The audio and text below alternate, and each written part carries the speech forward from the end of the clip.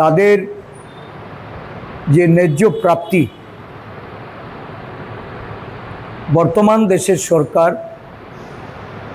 তার যথাযথ মূল্যায়ন বা তাদের অধিকার প্রয়োগে যে উদ্যোগ, সেই উদ্যোগ যথেষ্টভাবে এটা পরিলক্ষিত হচ্ছে না। অত্যন্ত অনুতাপের বিষয় যে কিছুদিনের মধ্যেই বিশেষ অধিবেশন ডেকে মহিলা বিল পাস করিয়ে এটা 2029 সালের সংসদ নির্বাচনে যেন তার বাস্তবায়নের লক্ষ্যে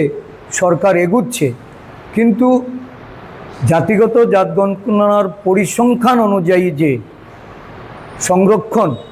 এই সংরক্ষণের ভাবনাটা দেশের সরকার এটা গুরুত্ব দিয়ে বিবেচনা করছে না, যাতে করে মনে হচ্ছে যে আরেকটা অবিচার বা আরেকটা এই অধিকার থেকে এই পিছিয়ে পড়া অংশের মানুষ তারা বঞ্চিত হবে। তাই আজকের দিনে আমরা আম্বেদকরজির প্রতি আমাদের কোটি কোটি প্রণাম ও শ্রদ্ধা নিবেদন করে দেশের সামগ্রিক উন্নয়নের জন্য সমস্ত জাতিগোষ্ঠীকে ঐক্যবদ্ধ করে বিভেদ এবং বিভাজনকে রোধ করে আমরা এগিয়ে যাওয়ার সংকল্পে আবদ্ধ হচ্ছি। আমাদের মধ্যে উপস্থিত আছেন আমাদের রাজ্য তফসিলি জাতি বিভাগের চেয়ারম্যান নিরঞ্জন দাস, আমাদের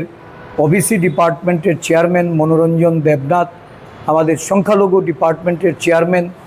রুহুল আমিন, আমাদের প্রদেশ কংগ্রেসের সহসভাপতিদ্বয় শ্রীযুত শান্তিরঞ্জন দেবনাথ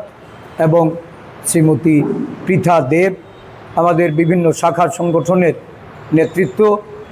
আমাদের তফসিলি জাতি এবং ওবিসি সংগঠনের নেতৃবৃন্দরা সকলে উপস্থিত হয়ে ওনার জীবনাদর্শন নিয়ে এখানে আলোচনা করবেন। এই মূল্যবান আলোচনার মধ্যে দিয়ে আমরা আম্বেদকরজিকে যেমন জানব, তাকে স্মরণ করব